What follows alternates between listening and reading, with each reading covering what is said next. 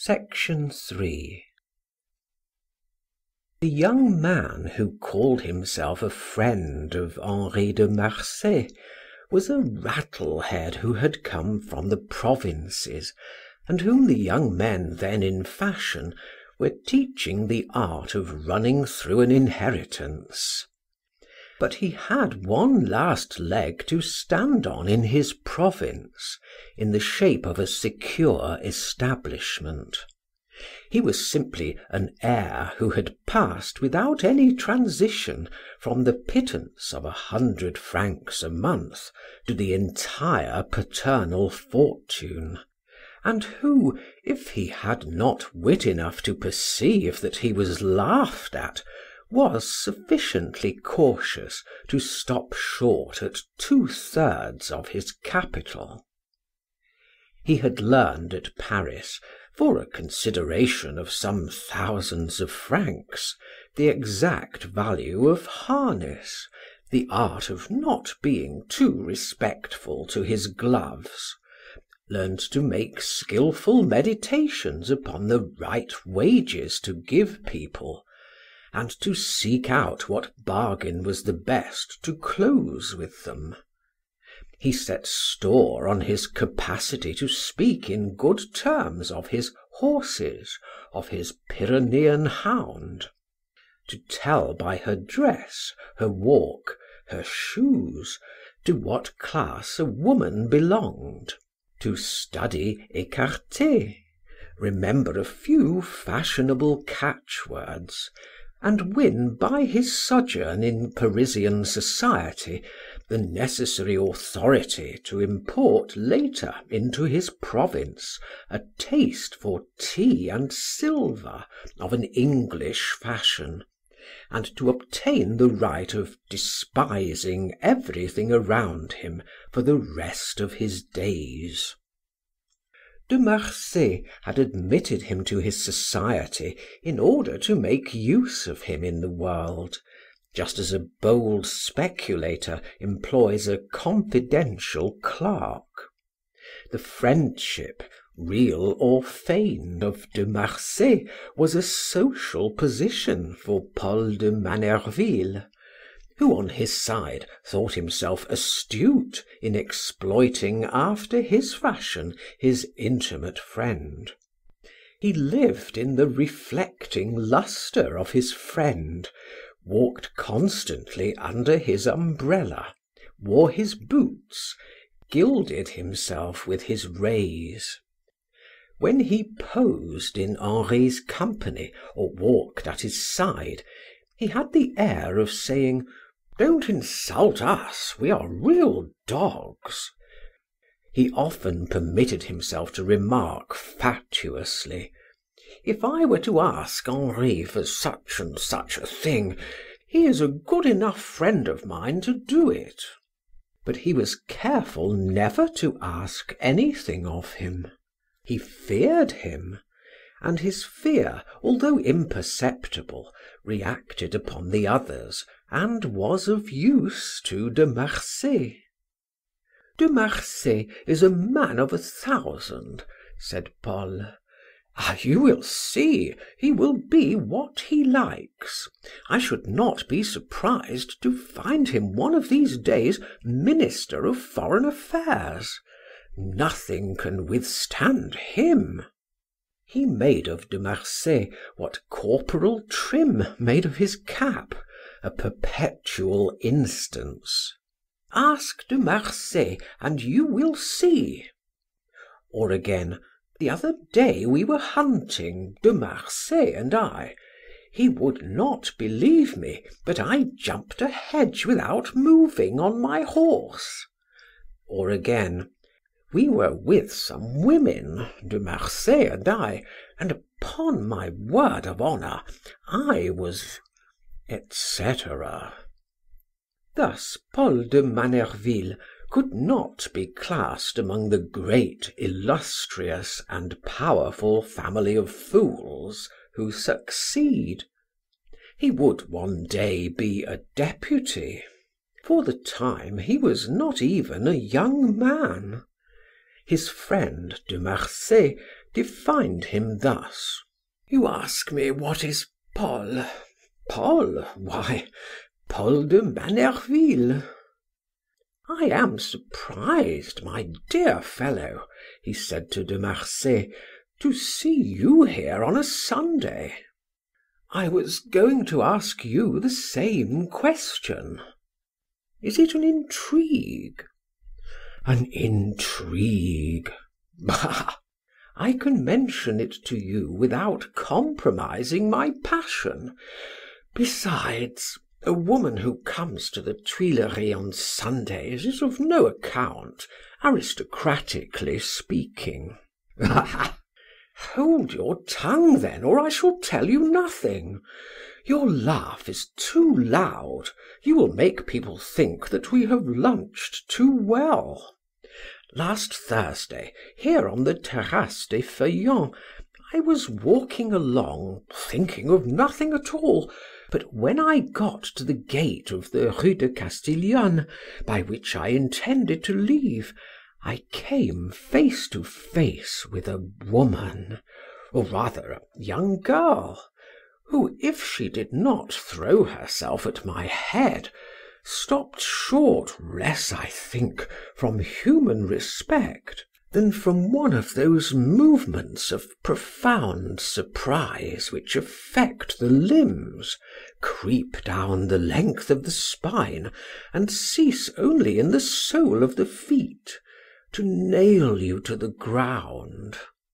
I have often produced effects of this nature, a sort of animal magnetism, which becomes enormously powerful when the relations are reciprocally precise. But, my dear fellow, this was not stupefaction, nor was she a common girl. Morally speaking, her face seemed to say, "What, is it you, my ideal, the creation of my thoughts, of my morning and evening dreams? What, are you there? Why this morning? Why not yesterday? Take me, I am thine," etc. "Good," I said to myself, "another one." Then I scrutinize her. Ah, my dear fellow, speaking physically, my incognita is the most adorable feminine person whom I ever met. She belongs to that feminine variety which the Romans call fulva flava, the woman of fire.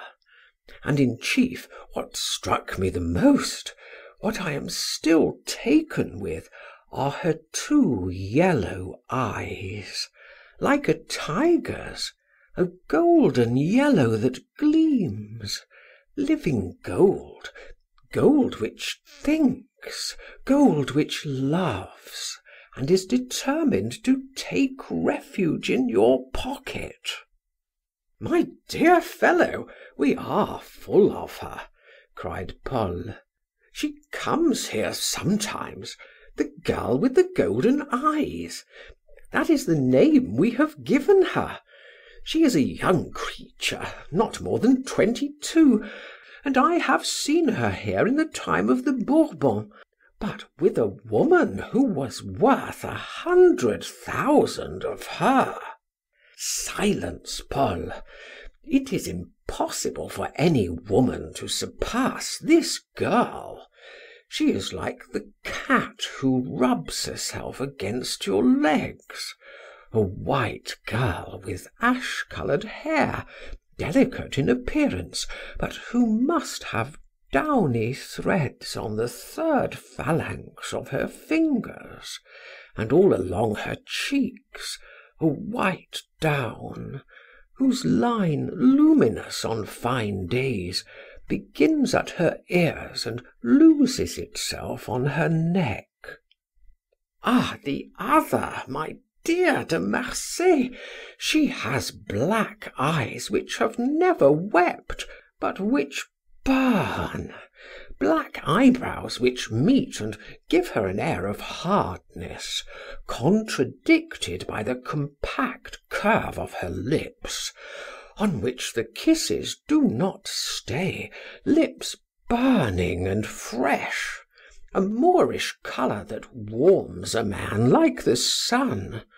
But upon my word of honour, she is like you. You flatter her. A firm figure, the tapering figure of a corvette built for speed, which rushes down upon the merchant vessel with French impetuosity, which grapples with her and sinks her at the same time. After all, my dear fellow, answered De Marsay, what has that got to do with me, since I have never seen her? Ever since I have studied women, my incognita is the only one whose virginal bosom, whose ardent and voluptuous forms, have realized for me the only woman of my dreams. Of my dreams! She is the original of that ravishing picture called La Femme caressant sa chimère, the warmest, the most infernal inspiration of the genius of antiquity, a holy poem prostituted by those who have copied it for frescoes and mosaics, for a heap of bourgeois who see in this gem nothing more than a gewgaw, and hang it on their watch chains, whereas it is the whole woman, an abyss of pleasure into which one plunges and finds no end, whereas it is the ideal woman, to be seen sometimes in reality in Spain or Italy, almost never in France. Well, I have again seen this girl of the gold eyes, this woman caressing her chimera. I saw her on Friday. I had a presentiment that on the following day she would be here at the same hour. I was not mistaken. I have taken a pleasure in following her without being observed, in studying her indolent walk, the walk of the woman without occupation, but in the movements of which one divines all the pleasure that lies asleep. Well, she turned back again, she saw me, once more she adored me, once more trembled, shivered. It was then I noticed the genuine Spanish duenna who looked after her, a hyena upon whom some jealous man has put a dress, a she-devil, well paid, no doubt, to guard this delicious creature. Ah, then the duenna made me deeper in love. I grew curious. On Saturday, nobody. And here I am today, waiting for this girl whose chimera I am, asking nothing better than to pose as the monster in the fresco. There she is, said Paul. Everyone is turning round to look at her. The unknown blushed. Her eyes shone. She saw Henri. She shut them and passed by. You say that she notices you, cried Paul facetiously. The duenna looked fixedly and attentively at the two young men. When the unknown and Henri passed each other again, the young girl touched him, and with her hand pressed the hand of the young man. Then she turned her head and smiled with passion. But the duenna led her away very quickly to the gate of the Rue de Castiglione. The two friends followed the young girl, admiring the magnificent grace of the neck which met her head in a harmony of vigorous lines, and upon which a few coils of hair were tightly wound. The girl with the golden eyes had that well-knitted, arched, slender foot which presents so many attractions to the dainty imagination. Moreover, she was shod with elegance and wore a short skirt. During her course, she turned from time to time to look at Henri, and appeared to follow the old woman regretfully, seeming to be at once her mistress and her slave. She could break her with blows, but could not dismiss her. All that was perceptible. The two friends reached the gate. Two men in livery let down the step of a tasteful coupe, emblazoned with armorial bearings. The girl with the golden eyes was the first to enter it, took her seat at the side where she could be best seen when the carriage turned, put her hand on the door, and waved her handkerchief in the duenna's despite. In contempt of what might be said by the curious, the handkerchief cried to Henri openly, "Follow me." "Have you ever seen a handkerchief better thrown?" said Henri to Paul de Manerville. Then, observing a fiacre on the point of departure, having just set down a fare, he made a sign to the driver to wait. "Follow that carriage, notice the house and the street where it stops. You shall have 10 francs. Paul, adieu." The cab followed the coupe. The coupe stopped in the Rue Saint-Lazare, before one of the finest houses of the neighborhood.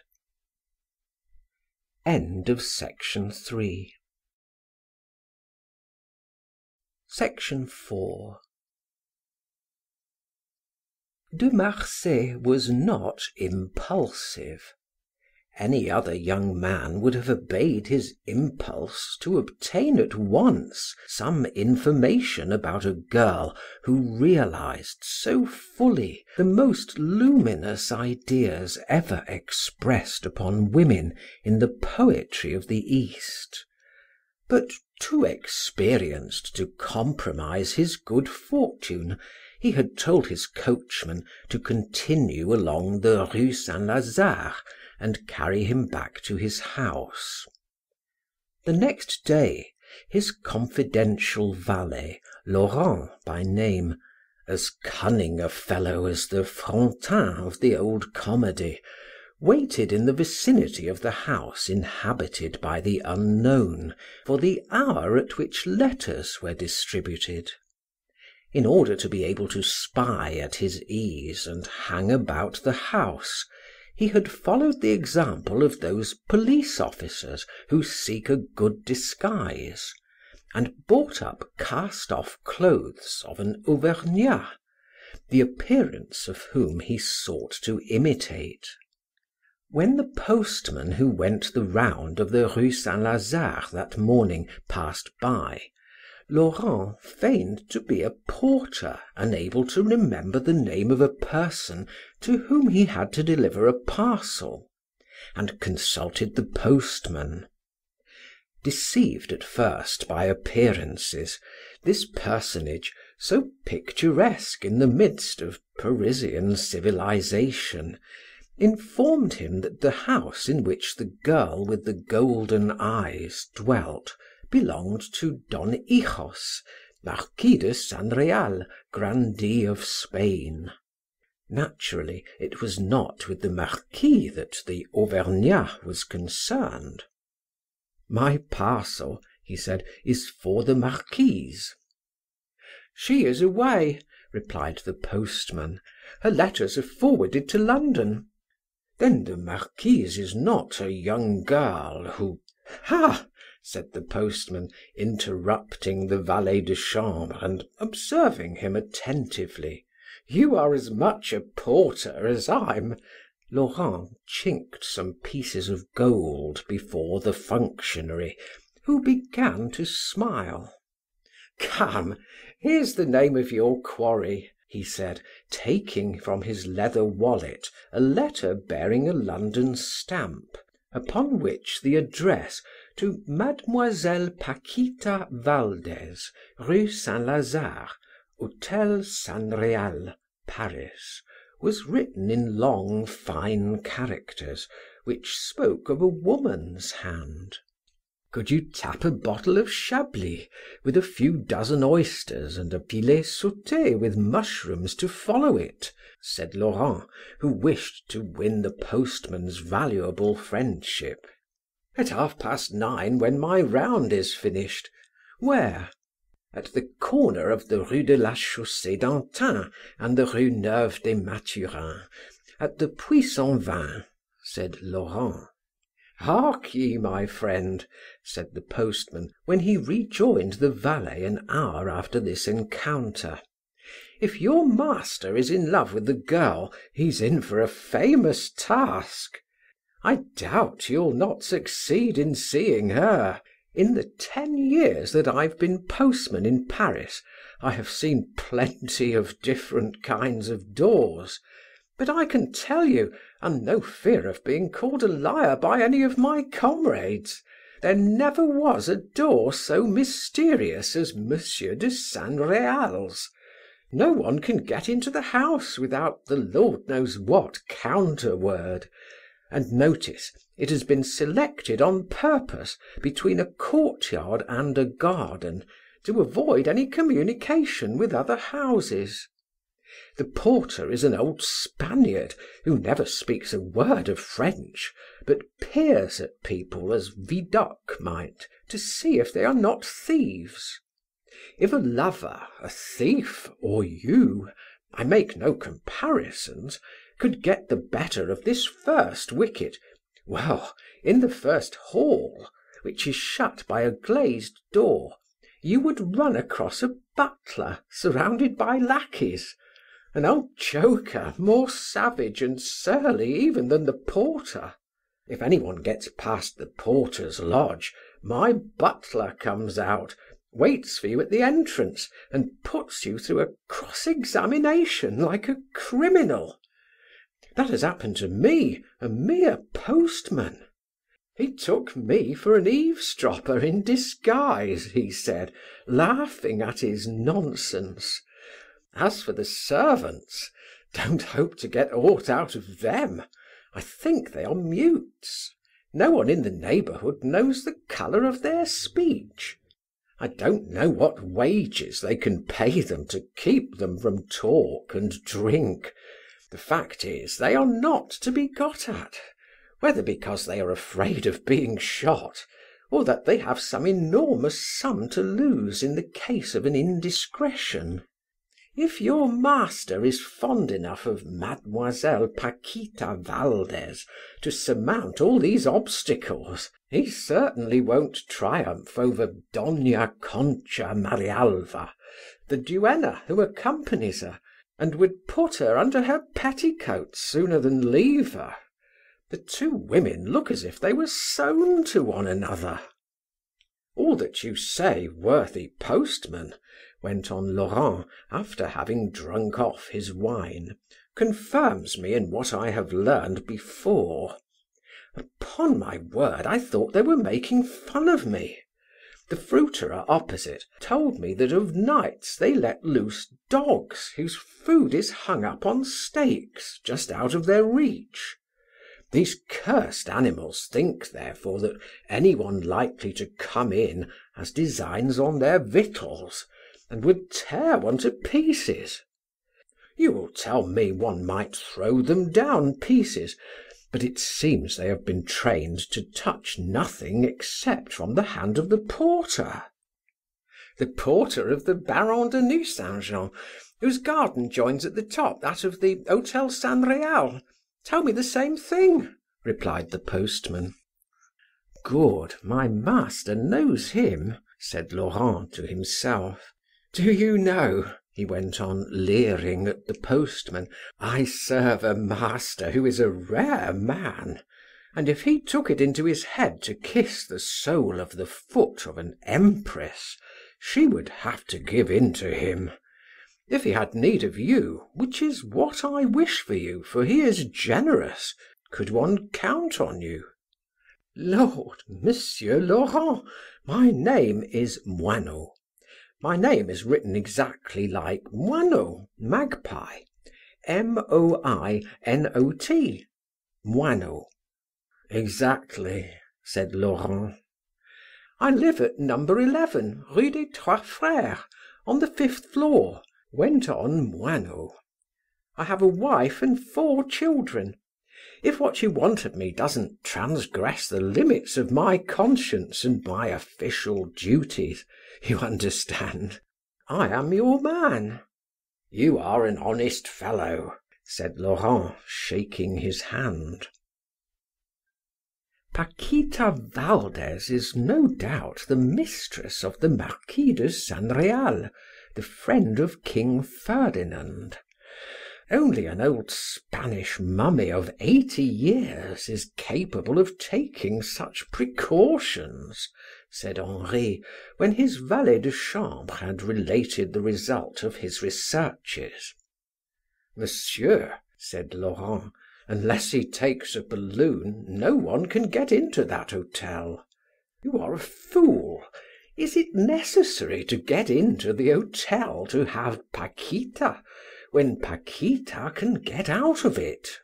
But, sir, the duenna—" "We will shut her up for a day or two, your duenna." "So we shall have Paquita," said Laurent, rubbing his hands. "Rascal!" answered Henri. "I shall condemn you to the Concha if you carry your impudence so far as to speak so of a woman before she has become mine. Turn your thoughts to dressing me. I am going out." Henri remained for a moment plunged in joyous reflections. Let us say it to the praise of women, he obtained all those whom he deigned to desire. And what could one think of a woman having no lover, who should have known how to resist a young man armed with beauty, which is the intelligence of the body, with intelligence, which is a grace of the soul, armed with moral force and fortune, which are the only 2 real powers? Yet, in triumphing with such ease, De Marsay was bound to grow weary of his triumphs. Thus, for about 2 years, he had grown very weary indeed. And diving deep into the sea of pleasures, he brought back more grit than pearls. Thus had he come, like potentates, to implore of chance some obstacle to surmount, some enterprise which should ask the employment of his dormant moral and physical strength. Although Paquita Valdes presented him with a marvelous concentration of perfections which he had only yet enjoyed in detail, the attraction of passion was almost nil with him. Constant satiety had weakened in his heart the sentiment of love. Like old men and people disillusioned, he had no longer anything but extravagant caprices, ruinous tastes, fantasies, which, once satisfied, left no pleasant memory in his heart. Amongst young people, love is the finest of the emotions. It makes the life of the soul blossom. It nourishes by its solar power the finest inspirations and their great thoughts. The first fruits in all things have a delicious savor. Amongst men, love becomes a passion.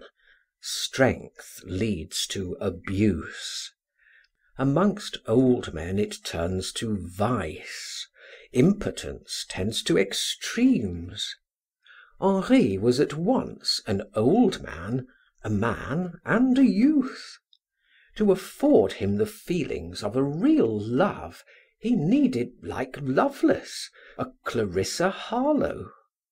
Without the magic lustre of that unattainable pearl, he could only have either passions rendered acute by some Parisian vanity, or set determinations with himself to bring such and such a woman to such and such a point of corruption, or else adventures which stimulated his curiosity. The report of Laurent, his valet de chambre, had just given an enormous value to the girl with the golden eyes. It was a question of doing battle with some secret enemy who seemed as dangerous as he was cunning, and to carry off the victory, all the forces which Henri could dispose of would be useful.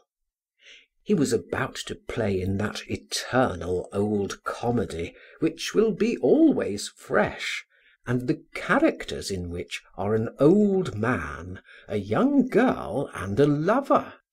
Don Hijos, Paquita, de Marsay. If Laurent was the equal of Figaro, the duenna seemed incorruptible.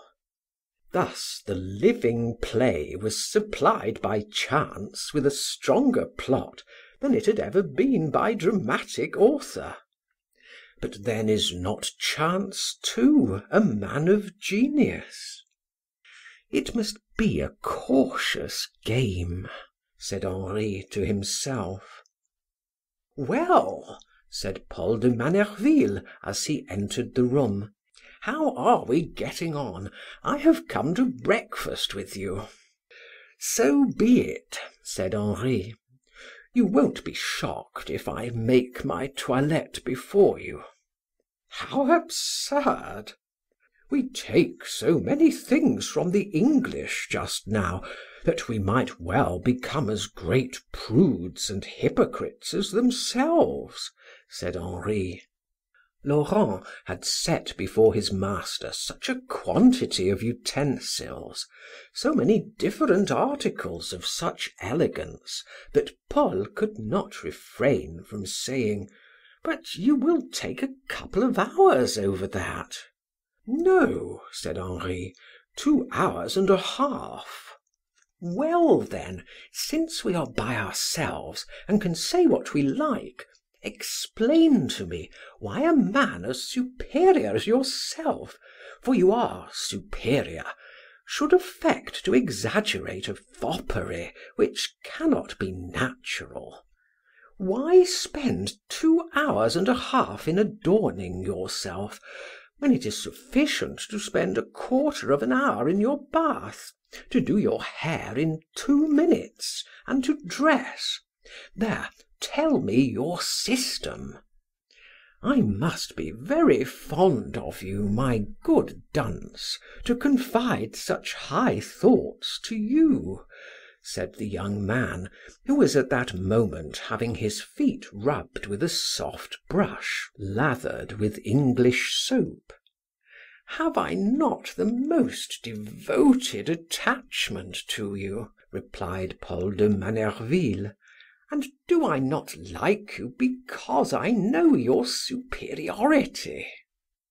You must have noticed, if you are in the least capable of observing any moral fact, that women love fops," went on de Marsay, without replying in any way to Paul's declaration, except by a look. "Do you know why women love fops? My friend, fops are the only men who take care of themselves. Now, to take excessive care of oneself, does it not imply that one takes care in oneself of what belongs to another? The man who does not belong to himself is precisely the man on whom women are keen. Love is essentially a thief. I say nothing about that excess of niceness to which they are so devoted. Do you know of any woman who has had a passion for a sloven, even if he were a remarkable man? If such a fact has occurred, we must put it to the account of those morbid affections of the breeding woman, mad fancies which float through the minds of everybody. On the other hand, I have seen most remarkable people left in the lurch because of their carelessness. A fop, who is concerned about his person, is concerned with folly, with petty things. And what is a woman? A petty thing, a bundle of follies. With 2 words said to the winds, can you not make her busy for 4 hours? She is sure that the fop will be occupied with her, seeing that he has no mind for great things. She will never be neglected for glory, ambition, politics, art, those prostitutes who for her are rivals. Then fops have the courage to cover themselves with ridicule in order to please a woman, and her heart is full of gratitude towards the man who is ridiculous for love. In fine, a fop can be no fop unless he is right in being one. It is women who bestow that rank. The fop is love's colonel. He has his victories, his regiment of women at his command. My dear fellow, in Paris everything is known, and a man cannot be a fop there gratis. You who have only one woman, and who perhaps are right to have but one, try to act the fop. You will not even become ridiculous, you will be dead. You will become a foregone conclusion, one of those men condemned inevitably to do one and the same thing. You will come to signify folly as inseparably as M. de Lafayette signifies America, M. de Talleyrand diplomacy, Desaugiers song, M. de Ségur romance. If they once forsake their own line, people no longer attach any value to what they do. So foppery, my friend Paul, is the sign of an incontestable power over the female folk. A man who is loved by many women passes for having superior qualities. And then, poor fellow, it is a question who shall have him. But do you think it is nothing to have the right of going into a drawing room, of looking down at people from over your cravat, or through your eyeglass, and of despising the most superior of men, should he wear an old-fashioned waistcoat? Laurent, you are hurting me. After breakfast, Paul, we will go to the Tuileries and see the adorable girl with the golden eyes. End of section 4. Section 5. When, after making an excellent meal, the 2 young men had traversed the Terrasse des Feuillants and the broad walk of the Tuileries, they nowhere discovered the sublime Paquita Valdez, on whose account some 50 of the most elegant young men in Paris were to be seen, all scented, with their high scarfs, spurred and booted, riding, walking, talking, laughing, and damning themselves mightily. "It's a white mass," said Henri, "but I have the most excellent idea in the world. This girl receives letters from London. The postman must be bought or made drunk, a letter opened, read, of course, and a love letter slipped in before it is sealed up again. The old tyrant, crudel tiranno, is certain to know the person who writes the letters from London, and has ceased to be suspicious of them. The day after, de Marsay came again to walk on the Terrasse des Feuillants, and saw Paquita Valdes. Already passion had embellished her for him. Seriously, he was wild for those eyes, whose rays seemed akin to those which the sun emits, and whose ardor set the seal upon that of her perfect body, in which all was delight. De Marsay was on fire to brush the dress of this enchanting girl as they passed one another in their walk, but his attempts were always vain. But at one moment, when he had repassed Paquita and the duenna, in order to find himself on the same side as the girl of the golden eyes, when he returned, Paquita, no less impatient, came forward hurriedly, and de Marsay felt his hand pressed by her in a fashion at once so swift and so passionately significant that it was as though he had received the emotions surged up in his heart. When the two lovers glanced at one another, Paquita seemed ashamed. She dropped her eyes lest she should meet the eyes of Henri, but her gaze sank lower to fasten on the feet and form of him whom women before the Revolution called their conqueror. "I am determined to make this girl my mistress," said Henri to himself. As he followed her along the terrace, in the direction of the Place Louis XV, he caught sight of the aged Marquis de San Real, who was walking on the arm of his valet, stepping with all the precautions due to gout and decrepitude. Dona Concha, who distrusted Henri, made Paquita pass between herself and the old man. "Oh, for you," said de Marsay to himself, casting a glance of disdain upon the duenna, "if one cannot make you capitulate, with a little opium one can make you sleep. We know mythology and the fable of Argus." Before entering the carriage, the golden-eyed girl exchanged certain glances with her lover, of which the meaning was unmistakable, and which enchanted Henri.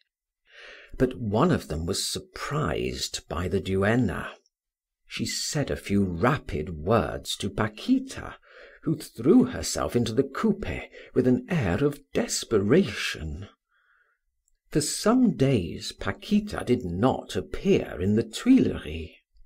Laurent, who by his master's orders was on watch by the hotel, learned from the neighbors that neither the two women nor the aged Marquis had been abroad since the day upon which the duenna had surprised a glance between the young girl in her charge and Henri. The bond, so flimsy withal, which united the two lovers, was already severed. Some days later, none knew by what means, de Marsay had attained his end. He had a seal and wax exactly resembling the seal and wax affixed to the letters sent to Mademoiselle Valdes from London. paper similar to that which her correspondent used, moreover, all the implements and stamps necessary to affix the French and English postmarks. He wrote the following letter, to which he gave all the appearances of a letter sent from London. My dear Paquita, I shall not try to paint to you in words the passion with which you have inspired me. If to my happiness you reciprocate it, understand that I have found a means of corresponding with you. My name is Adolphe de Gouges, and I live at number 54 Rue de l'Université. If you are too closely watched to be able to write to me, if you have neither pen nor paper, I shall understand it by your silence. If then tomorrow you have not, between 8 o'clock in the morning and 10 o'clock in the evening, thrown a letter over the wall of your garden into that of the Baron de Nucingen, where it will be waited for during the whole of the day, a man who is entirely devoted to me will let down 2 flasks by a string over your wall at 10 o'clock the next morning. Be walking there at that hour. One of the 2 flasks will contain opium to send your Argus to sleep. It will be sufficient to employ 6 drops. The other will contain ink. The flask of ink is of cut glass, the other is plain. Both are of such a size as can easily be concealed within your bosom. All that I have already done in order to be able to correspond with you should tell you how greatly I love you. Should you have any doubt of it, I will confess to you that to obtain an interview of 1 hour with you, I would give my life. At least they believe that, poor creatures, said De Marsay. But they are right. What should we think of a woman who refused to be beguiled by a love letter accompanied by such convincing accessories? This letter was delivered by Master Moineau, postman, on the following day, about 8 o'clock in the morning, to the porter of the Hotel San Real. In order to be nearer to the field of action, De Marsay went and breakfasted with Paul, who lived in the Rue de la Pépinière. At 2 o'clock, just as the 2 friends were laughingly discussing the discomfiture of a young man who had attempted to lead the life of fashion without a settled income, and were devising an end for him, Henri's coachman came to seek his master at Paul's house, and presented to him a mysterious personage who insisted on speaking himself with his master. This individual was a mulatto, who would assuredly have given Talma a model for the part of Othello if he had come across him. Never did any African face better express the grand vengefulness, the ready suspicion, the promptitude in the execution of a thought, the strength of the Moor, and his childish lack of reflection.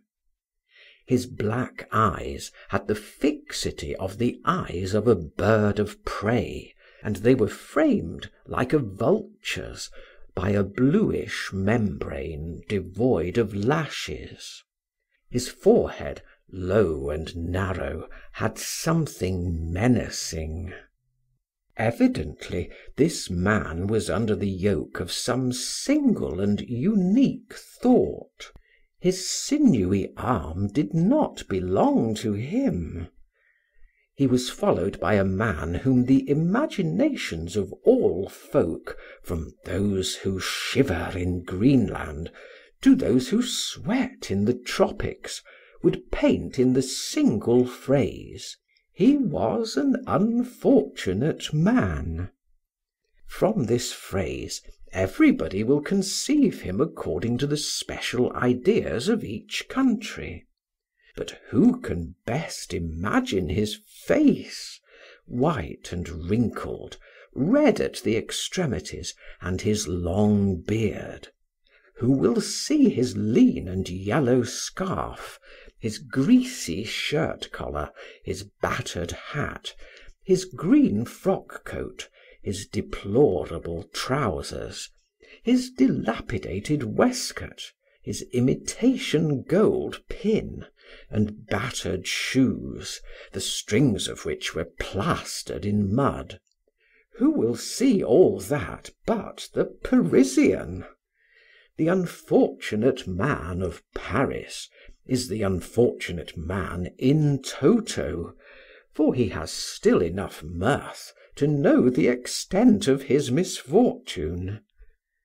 The mulatto was like an executioner of Louis XI leading a man to the gallows. "Who has hunted us out, these two extraordinary creatures?" said Honoré. "Faith, there is one of them who makes me shudder," replied Paul. "Who are you, you fellow who look the most like a Christian of the two?" said Henri, looking at the unfortunate man.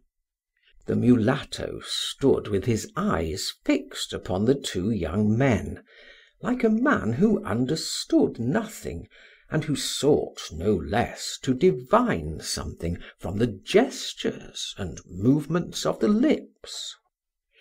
"I am a public scribe and interpreter. I live at the Palais de Justice, and am named Poincet." "Good, and this one?" said Henri to Poincet, looking towards the mulatto. "I do not know. He only speaks a sort of Spanish patois, and he has brought me here to make himself understood by you." The mulatto drew from his pocket the letter which Henri had written to Paquita, and handed it to him. Henri threw it in the fire. "Ah, so the game is beginning," said Henri to himself. "Paul, leave us alone for a moment." "I translated this letter for him," went on the interpreter when they were alone. "When it was translated, he was in some place which I don't remember. Then he came back to look for me and promised me 2 louis to fetch him here." "What have you to say to me, nigger?" asked Henri. "I did not translate nigger," said the interpreter, waiting for the mulatto's reply. "He said, sir," went on the interpreter, after having listened to the unknown, "that you must be at 10:30 to-morrow night on the Boulevard Montmartre, near the cafe. You will see a carriage there, in which you must take your place, saying to the man who will wait to open the door for you the word cortejo, a Spanish word which means lover," added Poincet, casting a glance of congratulation upon Henri. "Good." The mulatto was about to bestow the 2 louis, but De Marsay would not permit it, and himself rewarded the interpreter. As he was paying him, the mulatto began to speak. "What is he saying?" "He is warning me," replied the unfortunate, "that if I commit a single indiscretion, he will strangle me. He speaks fair, and he looks remarkably as if he were capable of carrying out his threat." "I am sure of it," answered Henri. He would keep his word. He says as well, replied the interpreter, that the person from whom he is sent implores you, for your sake and for hers, to act with the greatest prudence, because the daggers which are raised above your head would strike your heart before any human power could save you from them. He said that. So much the better. It will be more amusing. You can come in now, Paul, he cried to his friend. The mulatto, who had not ceased to gaze at the lover of Paquita Valdes with magnetic attention, went away, followed by the interpreter. Well, at last I have an adventure which is entirely romantic, said Henri when Paul returned. After having shared in a certain number, I have finished by finding in Paris an intrigue accompanied by serious accidents, by grave perils. The deuce, what courage danger gives a woman! To torment a woman, to try and contradict her, doesn't it give her the right and the courage to scale in one moment obstacles which it would take her years to surmount of herself?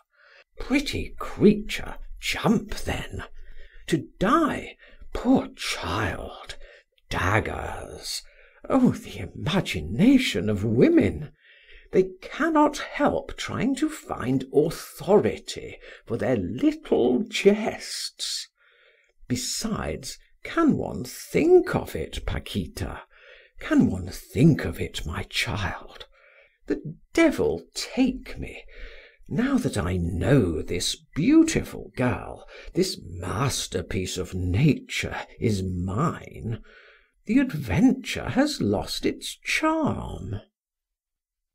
For all his light words, the youth in Henri had reappeared. In order to live until the morrow without too much pain, he had recourse to exorbitant pleasure. He played, dined, supped with his friends. He drank like a fish, ate like a German, and won 10 or 12,000 francs. He left the Rocher de Cancale at 2 o'clock in the morning, slept like a child, awoke the next morning fresh and rosy, and dressed to go to the Tuileries, with the intention of taking a ride, after having seen Paquita, in order to get himself an appetite and dine the better, and so kill the time. End of section 5. Section 6. At the hour mentioned, Henri was on the boulevard, saw the carriage, and gave the counterword to a man who looked to him like the mulatto.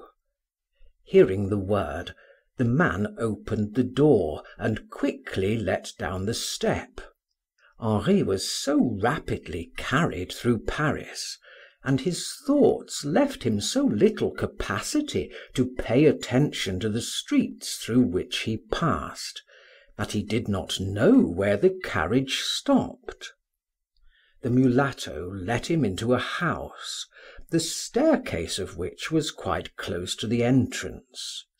This staircase was dark, as was also the landing upon which Henri was obliged to wait while the mulatto was opening the door of a damp apartment, fetid and unlit, the chambers of which, barely illuminated by the candle which his guide found in the antechamber, seemed to him empty and ill furnished, like those of a house the inhabitants of which are away. He recognized the sensation which he had experienced from the perusal of one of those romances of Anne Radcliffe, in which the hero traverses the cold, sombre, and uninhabited saloons of some sad and desert spot. At last the mulatto opened the door of a salon.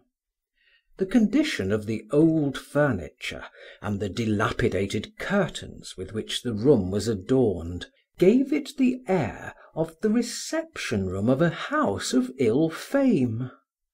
There was the same pretension to elegance and the same collection of things in bad taste, of dust and dirt. Upon a sofa covered with red Utrecht velvet, by the side of a smoking hearth, the fire of which was buried in ashes, sat an old, poorly dressed woman, her head capped by one of those turbans which English women of a certain age have invented, and which would have a mighty success in China, where the artist's ideal is the monstrous. The room, the old woman, the cold hearth, all would have chilled love to death, had not Paquita been there, upon an ottoman, in a loose voluptuous wrapper, free to scatter her gaze of gold and flame, free to show her arched foot, free of her luminous movements. This first interview was what every rendezvous must be between persons of passionate disposition who have stepped over a wide distance quickly, who desire each other ardently, and who nevertheless do not know each other.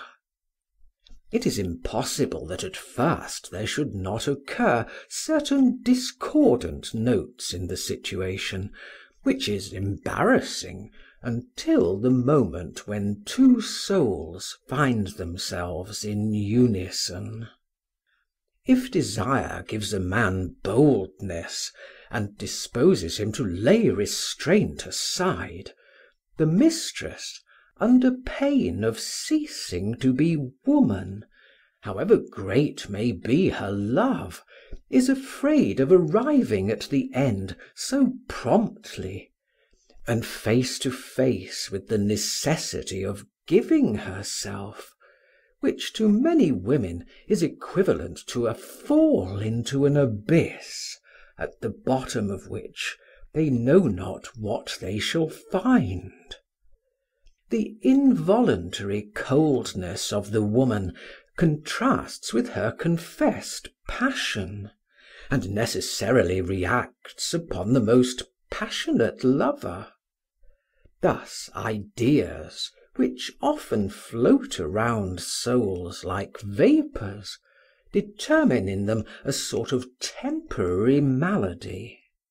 In the sweet journey which two beings undertake through the fair domains of love, this moment is like a wasteland to be traversed, a land without a tree, alternately damp and warm, full of scorching sand, traversed by marshes, which leads to smiling groves clad with roses, where love and his retinue of pleasures disport themselves on carpets of soft verdure. Often the witty man finds himself afflicted with a foolish laugh, which is his only answer to everything. His wit is, as it were, suffocated beneath the icy pressure of his desires. It would not be impossible for two beings of equal beauty, intelligence, and passion to utter at first nothing but the most silly commonplaces, until chance, a word, the tremor of a certain glance, the communication of a spark, should have brought them to the happy transition which leads to that flowery way in which one does not walk, but where one sways and at the same time does not lapse. Such a state of mind is always in proportion with the violence of the feeling. Two creatures who love one another weakly feel nothing similar. The effect of this crisis can even be compared with that which is produced by the glow of a clear sky. Nature, at the first view, appears to be covered with a gauze veil. The azure of the firmament seems black. The intensity of light is like darkness. With Henri, as with the Spanish girl, there was an equal intensity of feeling, and that law of statics, in virtue of which two identical forces cancel each other, might have been true also in the moral order, and the embarrassment of the moment was singularly increased by the presence of the old hag. Love takes pleasure or fright at all. All has meaning for it.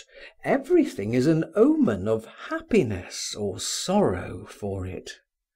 This decrepit woman was there like a suggestion of catastrophe, and represented the horrid fish's tail with which the allegorical geniuses of Greece have terminated their chimeras and sirens, whose figures, like all passions, are so seductive, so deceptive. Although Henri was not a free thinker, the phrase is always a mockery, but a man of extraordinary power, a man as great as a man can be without faith, the conjunction struck him.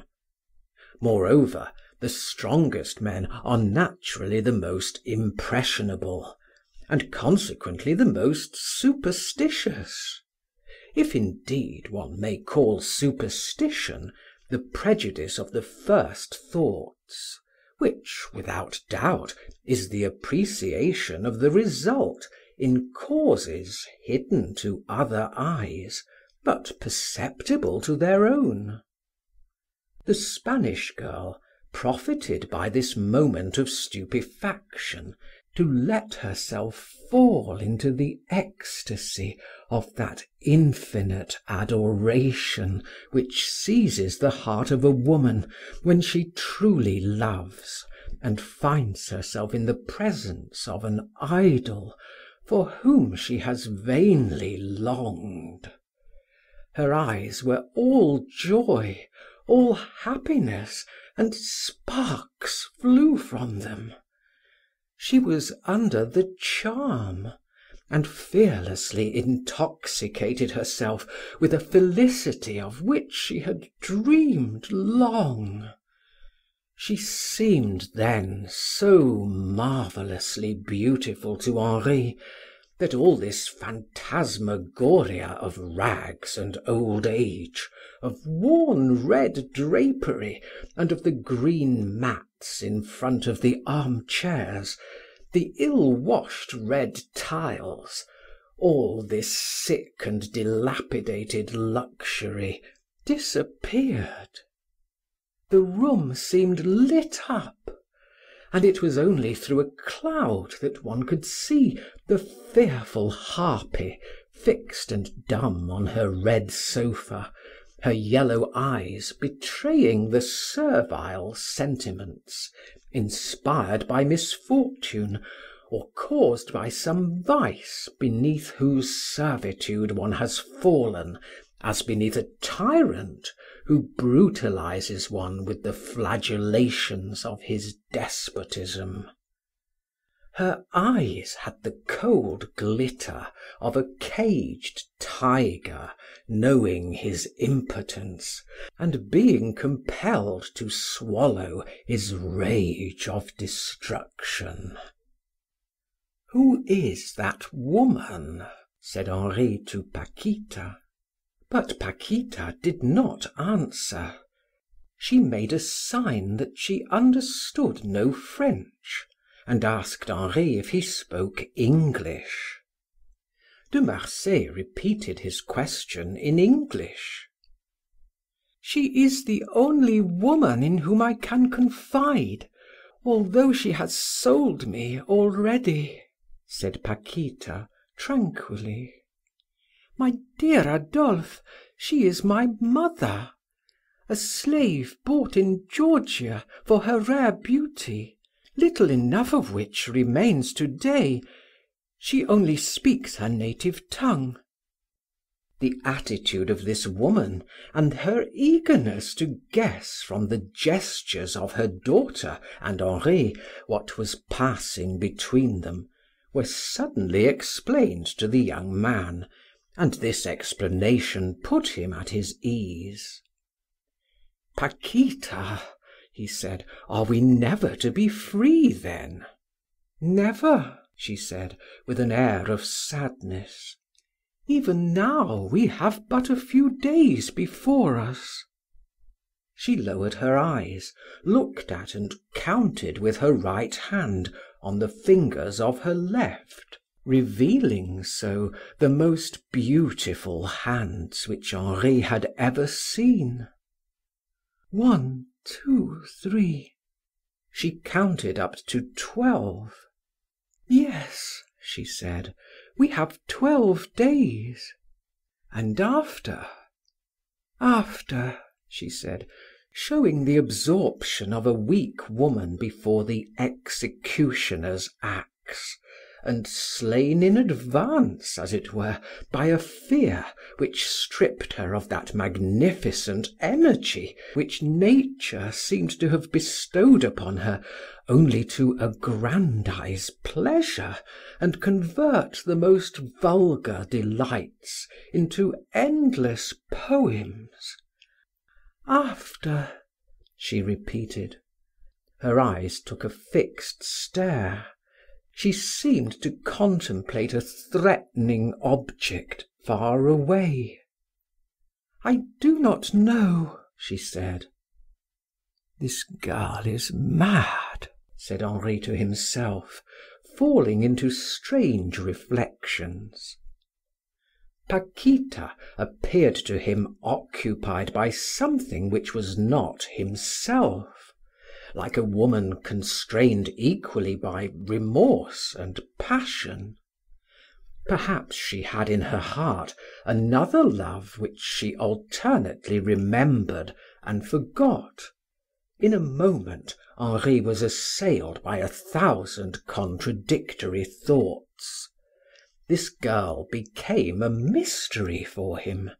But as he contemplated her with the scientific attention of the blasé man, famished for new pleasures, like that Eastern king who asked that a pleasure should be created for him, a horrible thirst with which great souls are seized, Henri recognized in Paquita the richest organization that nature had ever deigned to compose for love.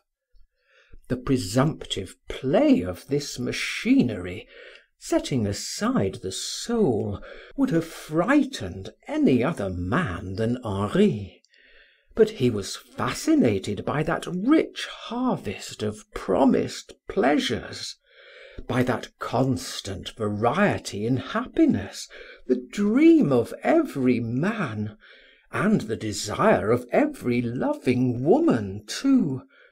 He was infuriated by the infinite rendered palpable, and transported into the most excessive raptures of which the creature is capable. All that he saw in this girl more distinctly than he had yet seen it, for she let herself be viewed complacently, happy to be admired. The admiration of De Marsay became a secret fury, and he unveiled her completely, throwing a glance at her which the Spaniard understood as though she had been used to receive such. "If you are not to be mine, mine only, I will kill you," he cried. Hearing this speech, Paquita covered her face in her hands and cried naively, "Holy Virgin, what have I brought upon myself?" She rose, flung herself down upon the red sofa, and buried her head in the rags which covered the bosom of her mother, and wept there. The old woman received her daughter without issuing from the state of immobility, or displaying any emotion. The mother possessed in the highest degree that gravity of savage races, the impassiveness of a statue upon which all remarks are lost.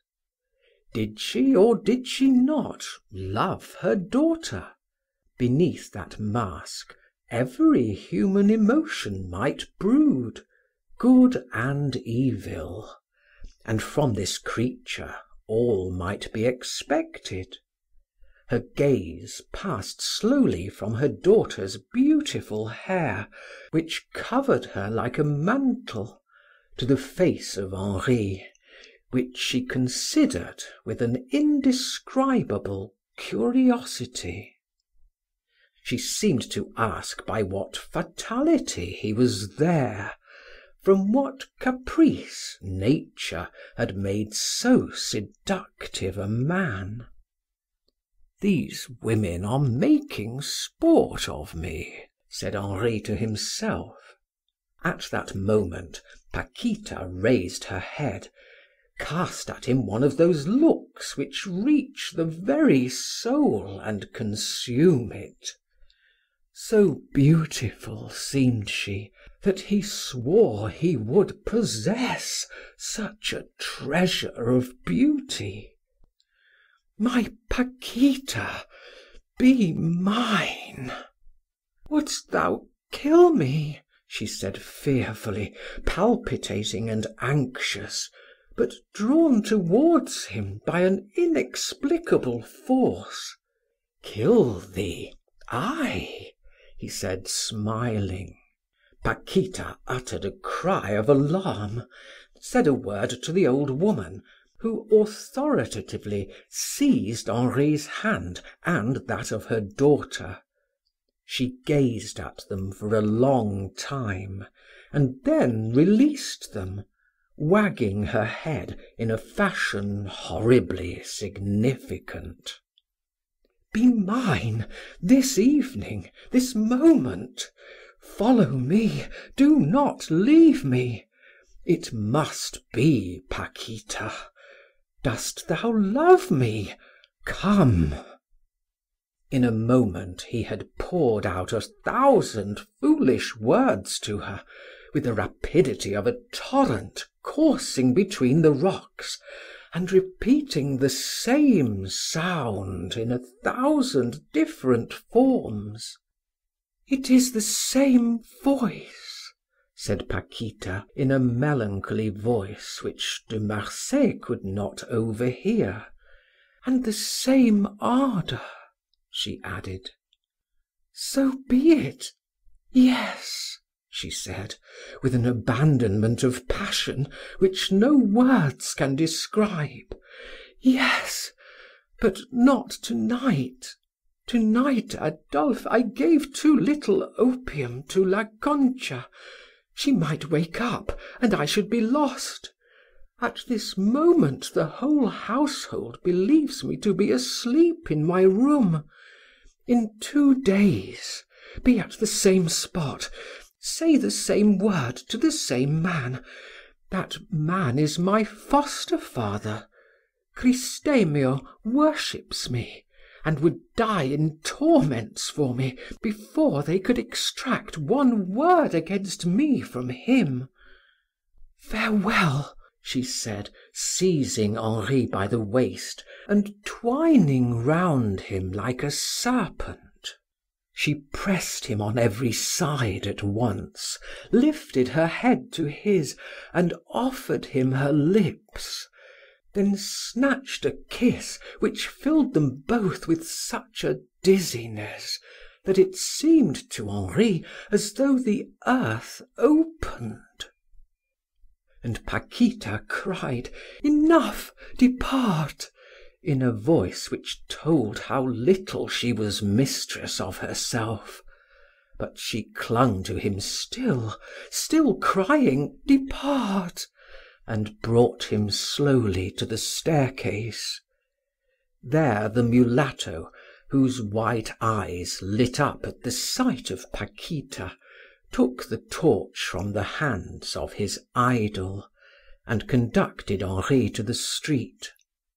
He left the light under the arch, opened the door, put Henri into the carriage, and set him down on the Boulevard des Italiens with marvelous rapidity. It was as though the horses had hell fire in their veins. The scene was like a dream to de Marsay, but one of those dreams which, even when they fade away, leave a feeling of supernatural voluptuousness, which a man runs after for the remainder of his life. A single kiss had been enough. Never had rendezvous been spent in a manner more decorous or chaste, or perhaps more coldly, in a spot of which the surroundings were more gruesome, in presence of a more hideous divinity. For the mother had remained in Henri's imagination like some infernal, cowering thing, cadaverous, monstrous, savagely ferocious, which the imagination of poets and painters had not yet conceived. In effect, no rendezvous had ever irritated his senses more, revealed more audacious pleasures, or better aroused love from its centre to shed itself around him like an atmosphere. There was something sombre, mysterious, sweet, tender, constrained, and expansive, an intermingling of the awful and the celestial, of paradise and hell, which made de Marsay like a drunken man. He was no longer himself, and he was, withal, great enough to be able to resist the intoxication of pleasure. In order to render his conduct intelligible in the catastrophe of this story, it is needful to explain how his soul had broadened at an age when young men generally belittle themselves in their relations with women, or in too much occupation with them.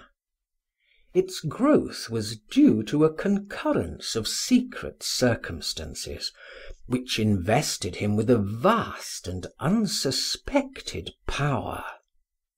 This young man held in his hand a sceptre more powerful than that of modern kings, almost all of whom are curbed in their least wishes by the laws. De Marsay exercised the autocratic power of an oriental despot. But this power, so stupidly put into execution in Asia by brutish men, was increased tenfold by its conjunction with European intelligence, with French wit, the most subtle, the keenest of all intellectual instruments. Henri could do what he would in the interests of his pleasures and vanities.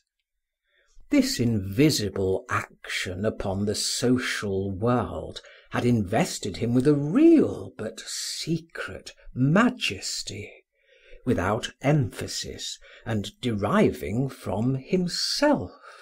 He had not the opinion which Louis XIV could have of himself, but that which the proudest of the caliphs, the pharaohs, the Xerxes, who held themselves to be of divine origin, had of themselves when they imitated God, and veiled themselves from their subjects under the pretext that their looks dealt forth death. Thus, without any remorse at being at once the judge and the accuser, De Marsay coldly condemned to death the man or the woman who had seriously offended him. Although often pronounced almost lightly, the verdict was irrevocable. An error was a misfortune similar to that which a thunderbolt causes when it falls upon a smiling Parisienne in some hackney coach, instead of crushing the old coachman who is driving her to a rendezvous. Thus, the bitter and profound sarcasm which distinguished the young man's conversation usually tended to frighten people. No one was anxious to put him out. Women are prodigiously fond of those persons who call themselves pashas, and who are, as it were, accompanied by lions and executioners, and who walk in a panoply of terror. The result, in the case of such men, is a security of action, a certitude of power, a pride of gaze, a leonine consciousness which makes women realize the type of strength of which they all dream.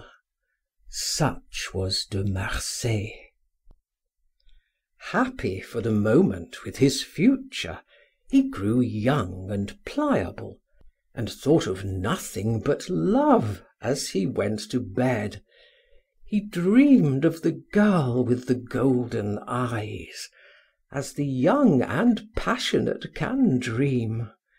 His dreams were monstrous images, unattainable extravagances, full of light, revealing invisible worlds, yet in a manner always incomplete, for an intervening veil changes the conditions of vision. End of section 6.